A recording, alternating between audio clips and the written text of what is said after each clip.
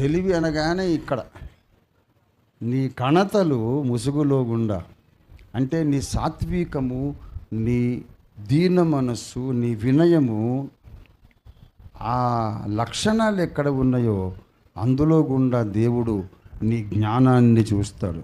విచ్చిన దాడిమ ఫలముల వల్ల అంటే ఏంటో తెలుసా? చక్కగా అమర్చబడిన జ్ఞానం. దేవునికి స్తోత్రం కలుగునుగాక. దాడిమ పండు ఓపెన్ చేసి చూడండి, ఎంత క్రమబద్ధంగా వరుసలుగా ఉంటాయి. ఎంత అమరిక, అద్భుతమైన సమకూర్పు.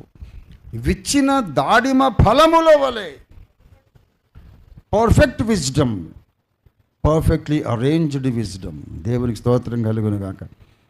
అలాగ నీ జ్ఞానమును ఆయన చూసి, వినయము లోపల నుండి నీ జ్ఞానాన్ని చూసి ఆయన ఏమని పిలుస్తున్నాడు? నా ప్రియురాలా, నీవు సుందరివి. యేసయ్య ఆ మాట అంటే చాలదండి మనకు.